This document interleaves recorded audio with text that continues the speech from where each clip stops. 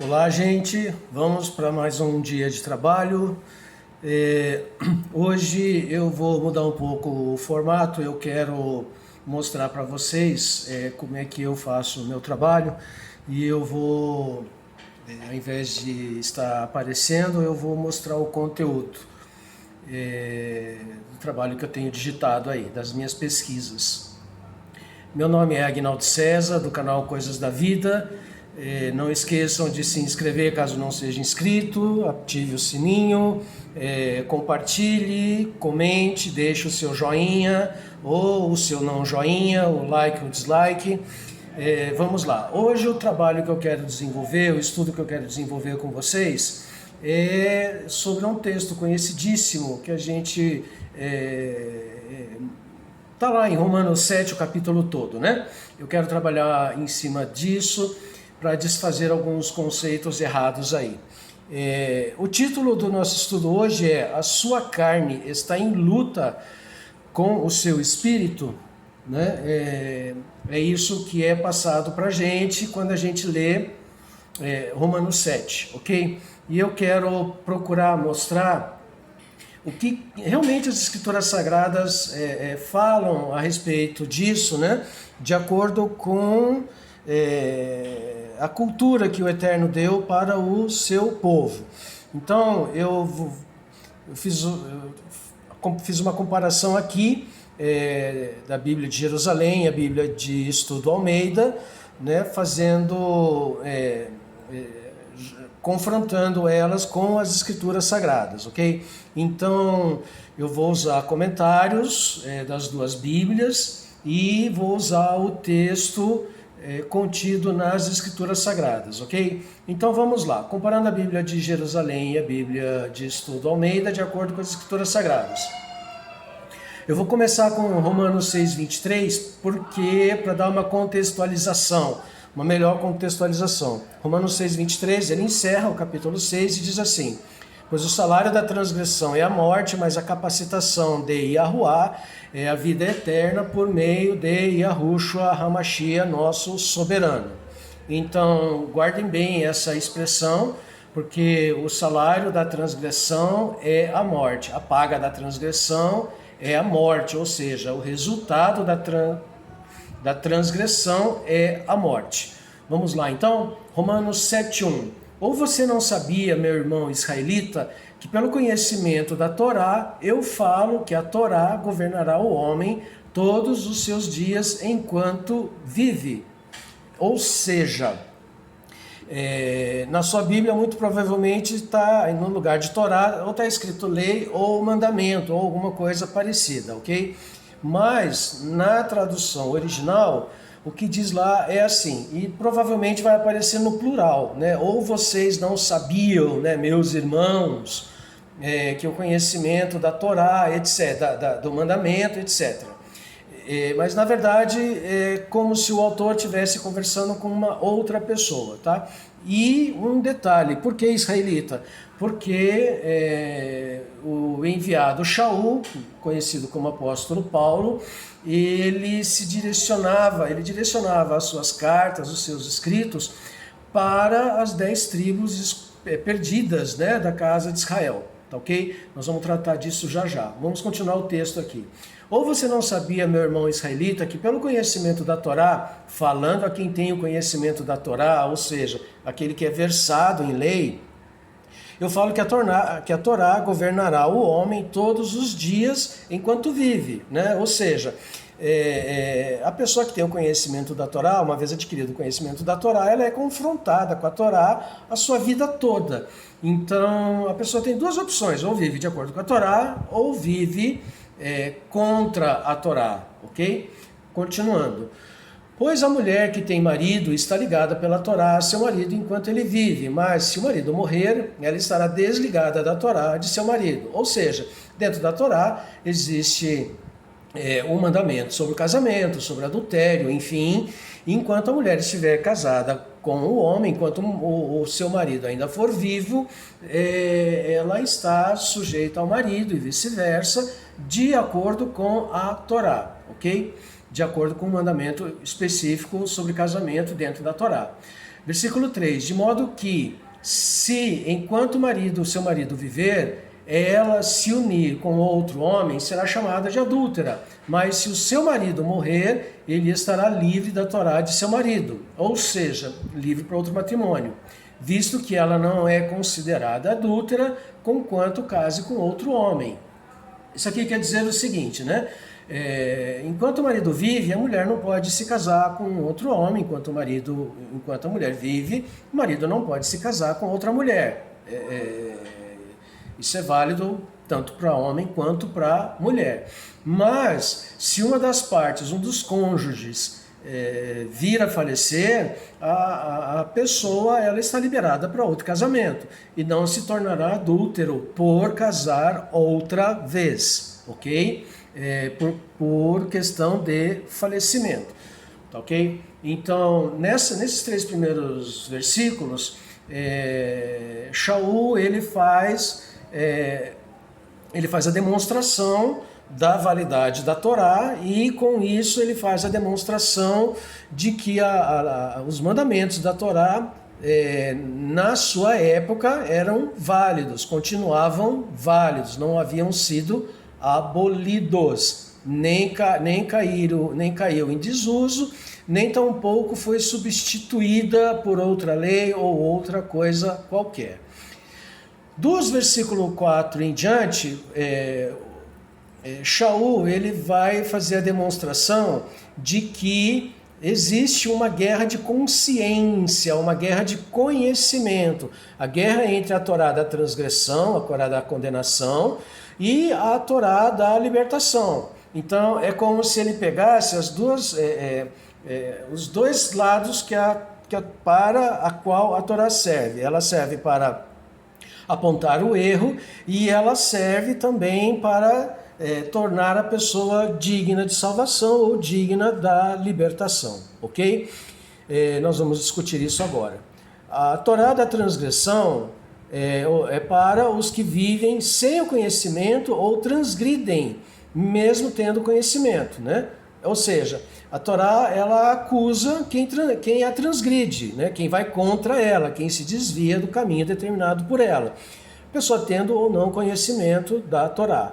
E a Torá da libertação, ela serve para os que exercitam a emuná, para os que exercitam a fé, através do conhecimento, da obediência, da prática e do ensino. Eu já tratei desse assunto, tenho tratado desse assunto, da questão da emuná, em vários outros estudos que eu já tenho feito. Então vamos lá. A lei é direcionada primeiro ao conhecimento, segundo a instrução, terceiro a comunhão, quarto, a manutenção da cultura, quinto, ao juízo e à correção, sexto, a punição e sétimo, a condenação.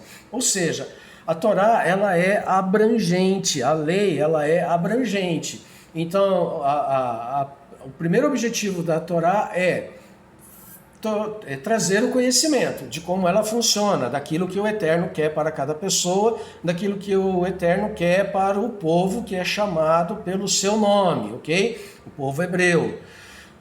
A Torá serve para instrução, né? Como instrução. Uma vez que você adquire o conhecimento, toda vez que você a consultar, ela vai estar te instruindo. Terceiro, ela serve para a comunhão, porque dentro da comunidade, dentro do ajuntamento, dentro da congregação, à medida que todos vivem de acordo com a Torá, né, todos estão em comunhão, todos podem comungar de uma mesma lei, né, de um mesmo procedimento. Quanto à manutenção da cultura, porque a Torá ela é a constituição da nação de Israel. A Torá ela serve como a carta magna, né, do povo de Israel. Então ela mantém a cultura do povo escolhido viva, ok?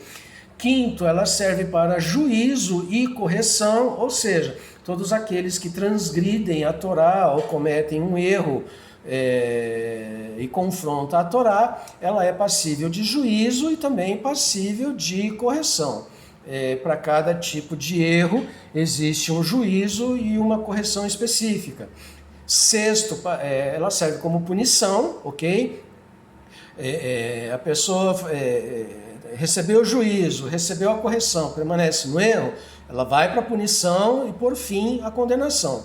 A condenação na Torá, ela tanto serve, ela tanto vai indicar a expulsão da pessoa da comunidade, a exclusão dela, como também vai dar outros caminhos para essa pessoa. Mas a condenação, ela sempre ocorre em último estágio, em última instância, após a última da última coisa a ser feita. Antes de se chegar nesse ponto, existe o Rahamim, existe o amor profundo do Eterno. A pessoa só é expulsa da comunhão, ela só é expulsa da sociedade quando realmente ela é contumaz, quando realmente ela não quer obedecer, não quer viver de acordo com aquilo que o Eterno determina, ok?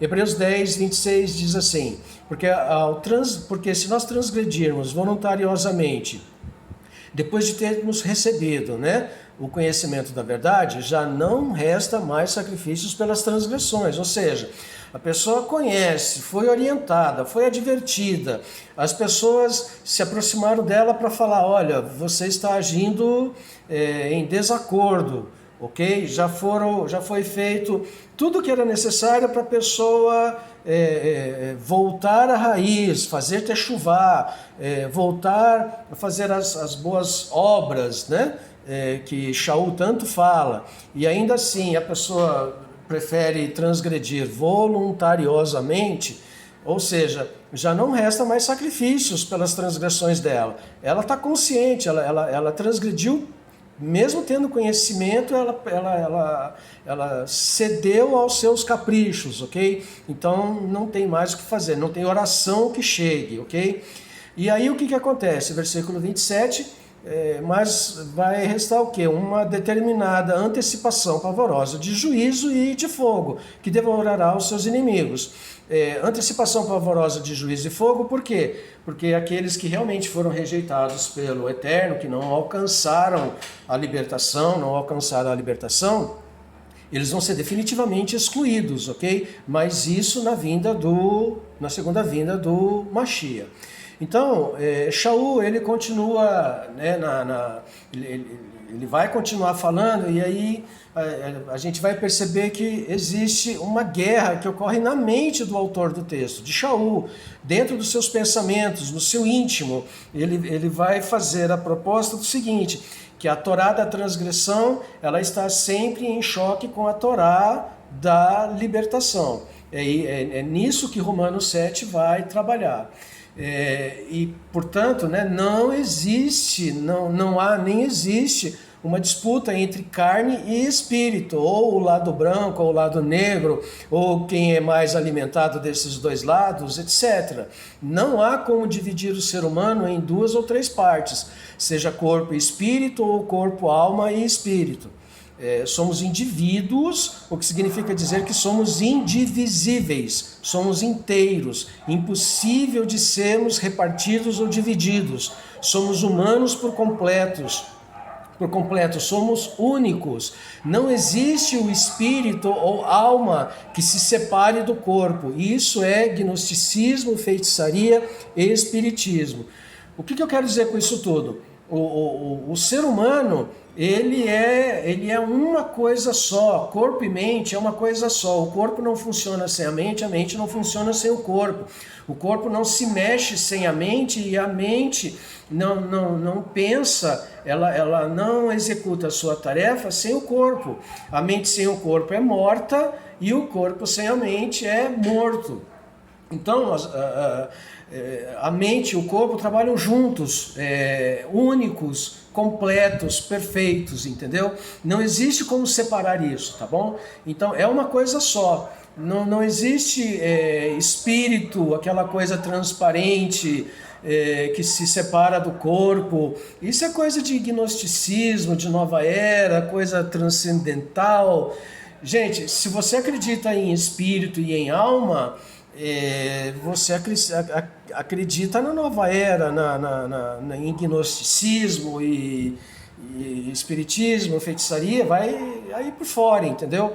Então, não existe, dentro das escrituras sagradas, não existe espírito. Na Bíblia está repleto de versículos que falam de espírito, que vai falar de alma, ok? Mas isso é conceito da filosofia grega, da cultura grega. Não é um conceito do povo escolhido, do povo hebreu, ok?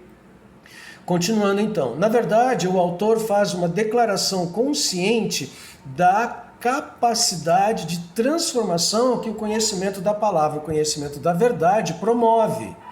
E que o exercício e a prática desse conhecimento, ou seja, o conhecimento da Torá, agradam o Eterno, porque é na Torá que está a prescrição do que é ou não lícito ser feito, ser praticado.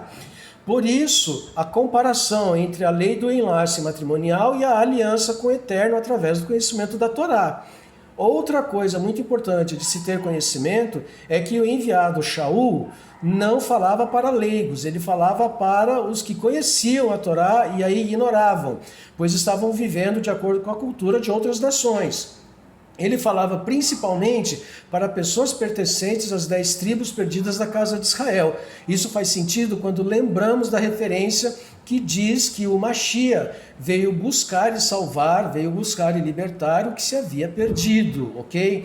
Então, Shaul, ele não falava para pessoas que eram totalmente ignorantes, que não tinham nenhum conhecimento ou que nunca ouviram falar da Torá. Todos os lugares que ele ia, em todas as nações por onde ele passava, ele era direcionado para ir na casa de pessoas que conheciam. Então, quando ele falava das coisas da Torá, as pessoas aceitavam muito facilmente, porque a Torá ela clareava na mente da pessoa, ela voltava a brilhar, a luz da Torá, a menorá da Torá, ela brilhava na mente da pessoa, e isso renovava a pessoa. Por isso que o vulgarmente chamado Novo Testamento é chamado de aliança renovada. Por quê? Porque a Torá ela se tornava renovada, né? Ela se tornava, voltava a se tornar viva para as pessoas que ouviam, tornavam a ouvir falar dela, ok? Então é nesse sentido. Então a menorá que foi construída para ser colocada dentro do templo, dentro do tabernáculo, agora a menorá ela brilhava na mente, no coração das pessoas, no entendimento das pessoas, porque ela tornava a se tornar viva, ok? É assim que a Torá voltava a ter vida na vida das pessoas. Continuando aqui, vejamos.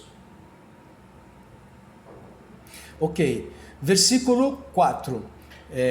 Continuando aqui, né?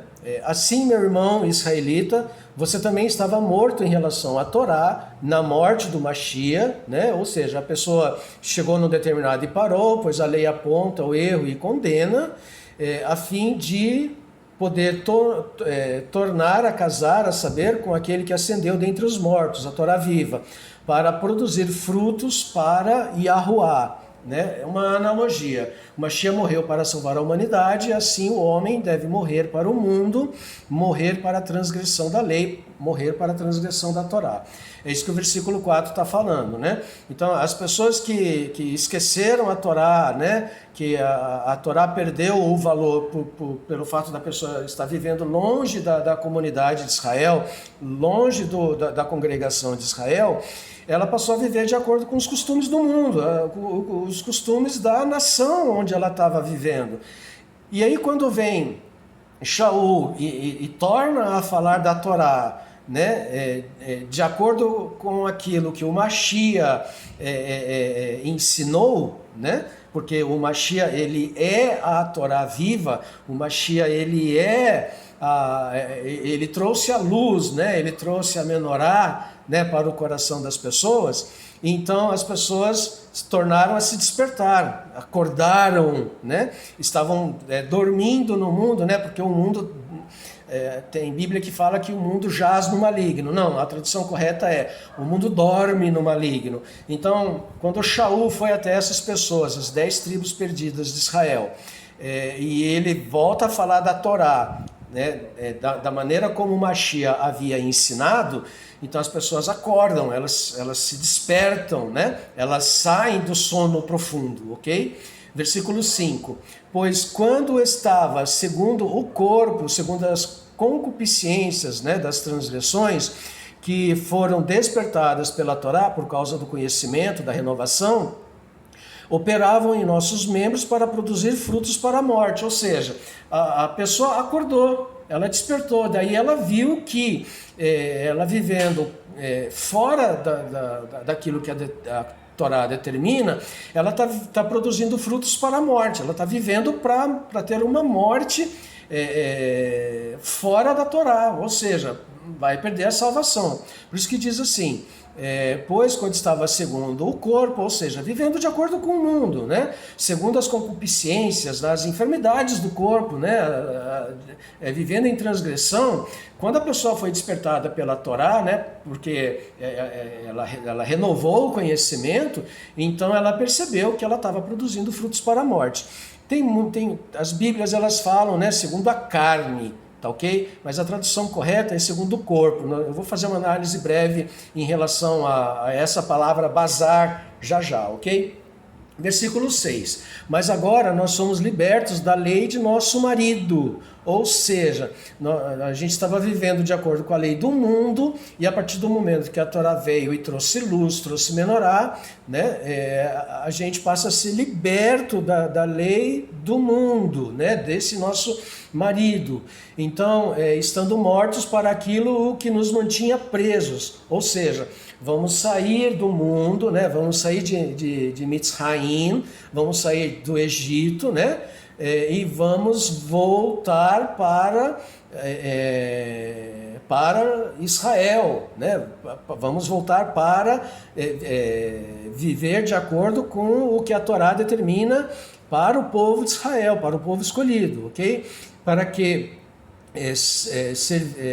vou voltar aqui. Mas agora nós fomos libertos da lei do nosso marido, estando mortos para aquilo que nos mantinha presos, antes de conhecer a Torá, ou antes de sermos revividos pela Torá, para que servíssemos segundo a renovação da mente e não do espírito, e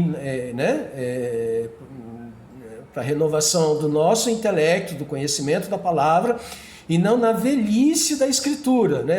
E não na falta do conhecimento da Torá viva, que é o Mashiach. A Bíblia ela vai falar, e não na caduquice, né, da letra, porque a letra mata, etc. Não, na velhice da Escritura, porque, digamos assim, é como se você colocasse a sua Bíblia dentro de um baú, no mais fundo do baú, e esquecesse ela lá. A Bíblia se tornou velha. Okay? Ela perdeu o uso por causa da velhice, por falta da prática. É nesse sentido que está. Então, quando você pega a sua Bíblia e volta a ler a Bíblia, a buscar o conhecimento e viver de acordo com ela, então seu ânimo se renova, né? O seu pensamento começa a brilhar, os neurônios começam a entrar em funcionamento. É nesse sentido, ok? Então, continuando aqui. Versículo 7. Que diremos então? É a Torá uma transgressão ou instrumento causador da transgressão, de blasfêmia? De modo nenhum. Não, eu não teria conhecido a respeito da transgressão, exceto pela Torá, porque eu não teria conhecido a concupiscência, exceto que a Torá tivesse dito, não cobiçarás. Versículo 8. Versículo 8, mas a transgressão por meio do mandamento provocou em mim toda sorte de desejo, cobiça, porque sem a Torá estava morta a transgressão. Ou seja, se eu não tenho conhecimento da Torá, se eu ignoro a Torá, não existe transgressão. Ok? Se não tem lei que diga que matar é uma transgressão, então não existe, você pode matar porque não tem lei que condene isso. Tá? É nesse aspecto. Mas a transgressão por meio do mandamento provocou em mim toda sorte de desejo, porque sem a Torá estava morta a transgressão, não existe transgressão. Versículo 9.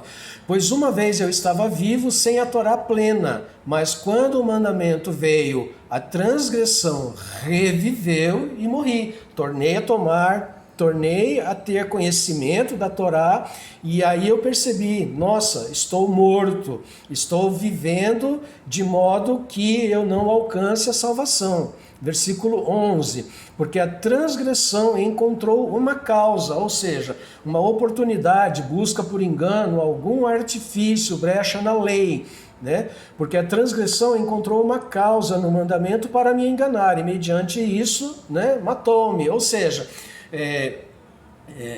à medida que eu vou ficando sem a Torá, eu vou dizendo, olha, isso daqui pode, não tem problema, aquele outro também pode, não tem problema.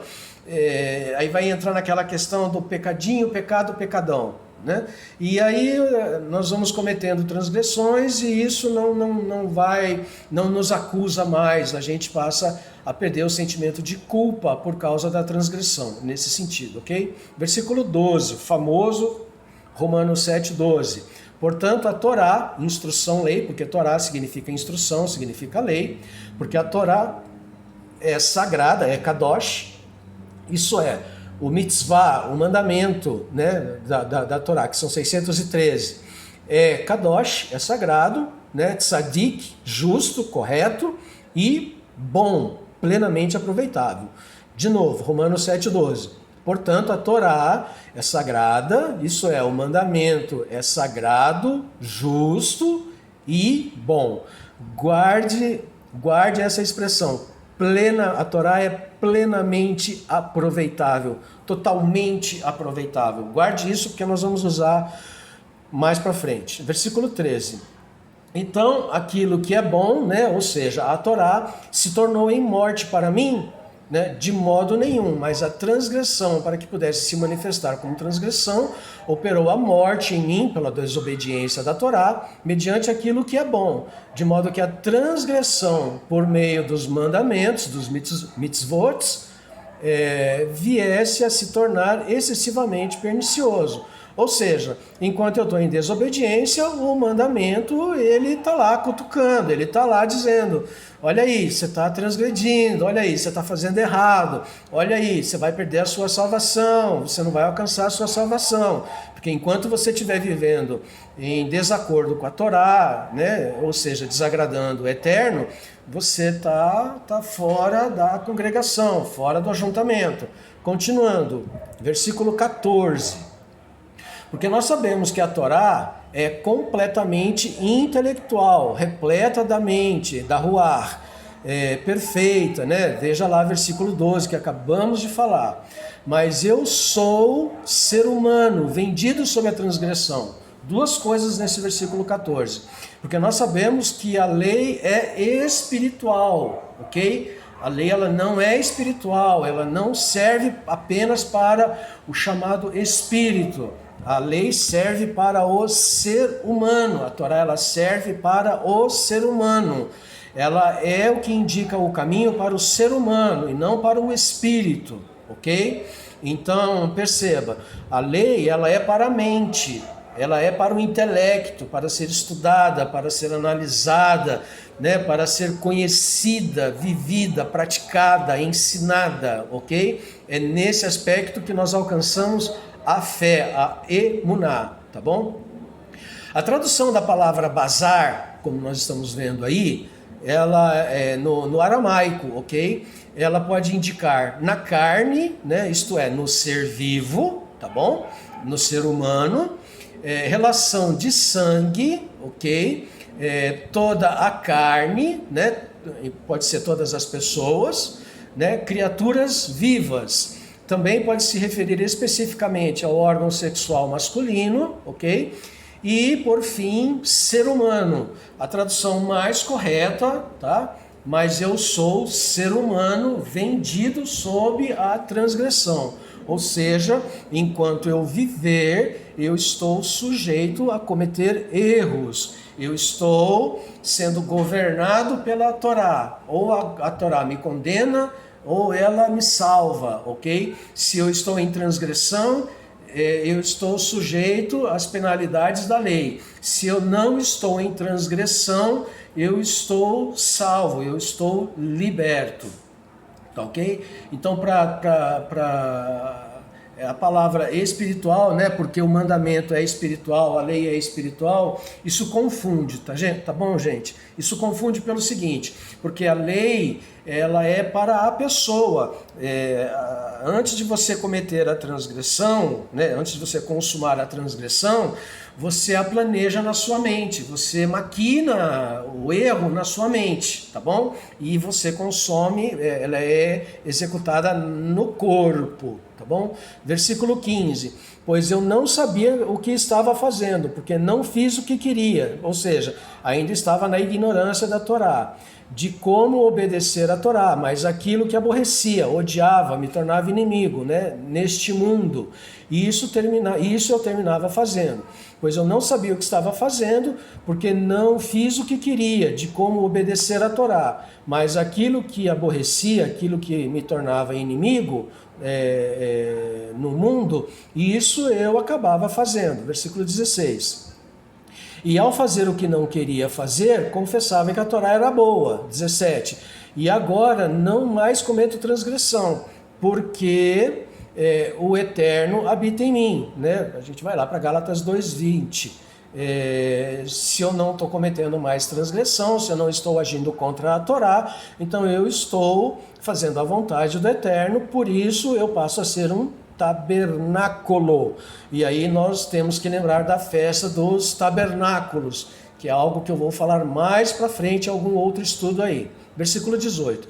Porque eu sei que em mim, isto é, no meu corpo, né? Vai falar no meu espírito na tradução da Bíblia, né? E aí vai gerar a dicotomia carne-espírito, né? Isso contraria o princípio da unicidade de indivíduo, de indivisível que nós falamos no começo, né? Porquanto eu sei que a Torá que liberta, né? Mas eu vejo outra Torá em meus membros que me guiava para o cativeiro por causa da transgressão da Torá, mas o pão é para a Torá intelectual, ou seja, a transgressão é planejada na mente, mas a consumação é no corpo corruptível. Ou seja, o que acontece? É o que eu acabei de falar, a gente planeja o erro e comete no corpo, tá?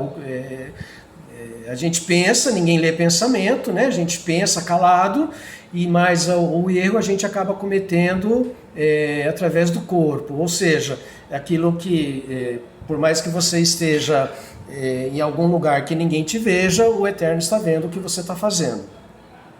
Versículo 24. Ó ser humano, a nave, né? Pobre, aflito, humilde, fraco, necessitado, modesto, manso, né? A Bíblia diz assim, né? Miserável homem que sou, né?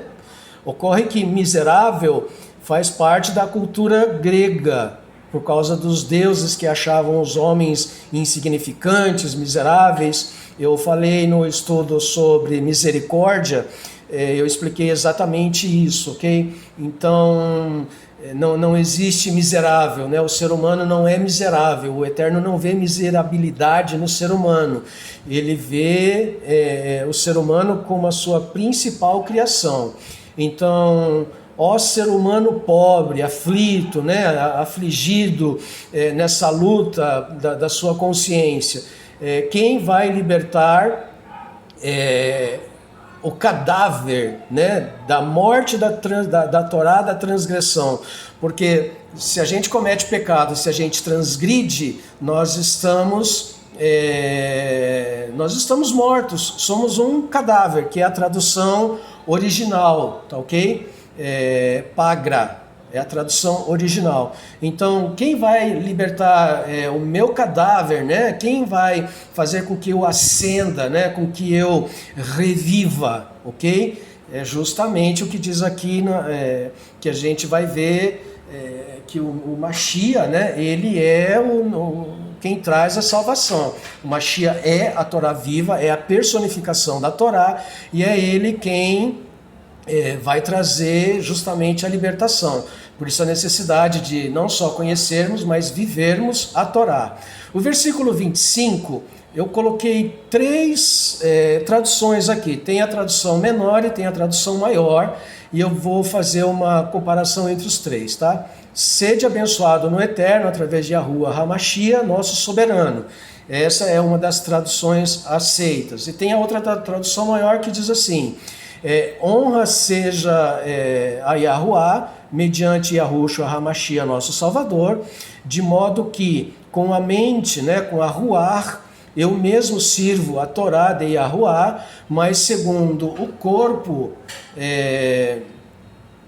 da Torá, sirvo a Torá da transgressão. Então, fica bem claro aqui, né, a questão da batalha na mente. Isso é a batalha na mente, não é uma batalha entre corpo e espírito para alguém poder dizer assim, o meu espírito está bem, o meu espírito tá joinha, eu tenho conhecimento que não pode fazer, mas a minha carne é fraca. Tá? Isso não existe, gente. A transgressão ela é cometida, ela é planejada na mente e cometida no corpo, ok? Eu agradeço ao Eterno, né, pela mão de nosso Salvador, né, Yahushua HaMashiach. Agora então, em minha mente, sou servo da lei do Eterno, mas no meu corpo, né, eu sou o servo da lei da transgressão, ok? Então nós temos aí essas três traduções. E aí pede, né, a última tradução aqui pede para fazer uma comparação com João 3, 6, 7. E aí nós temos, para encerrar, João 3, 6 diz assim: o que é nascido da carne, ou seja, o que é nascido do corpo, que gera vida, né, sexualmente, é carne, né? Ou seja, o que é nascido do corpo, é vivo, né? É um corpo vivo, é ser humano. E o que é nascido da Ruach, né, da renovação da mente, é a Ruach, tem a mente renovada, foi despertado, né? Desperta tu que dormes, né? É a pessoa que volta a acordar, né? Sai do mundo e volta para viver de acordo com o Eterno. Não te maravilhes do que eu te digo, tu deves nascer, tem tradução que diz que tu deves nascer do alto, tu deves nascer do Rosh. Rosh significa alto, topo, cabeça, ou seja, você deve nascer, né, através do conhecimento, né, ter a mesma mente do Criador, a mente do Eterno. Existe uma expressão em inglês que diz, né, top of mind, ou seja, aquilo que vem primeiro na sua mente quando se pensa em algo específico. Então, quando pensar em transgredir, a primeira coisa que deve vir à mente são os mandamentos da Torá.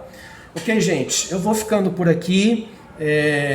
Não vou me delongar nesse assunto, eu vou continuar num outro vídeo, porque é um assunto muito longo e eu quero trabalhar ele detalhadamente. Então, fique à vontade para compartilhar, para comentar, para trazer algum novo conhecimento para nós, a fim de que a gente possa continuar crescendo no conhecimento da palavra, tá bom? Não esqueçam dos meus 2 livros, ok? Vou deixar o link dos vídeos dos livros nos comentários. E, gente, vamos continuar servindo o Eterno e proclamando o seu reino, ok? Shalom, que o Eterno te abençoe grandemente.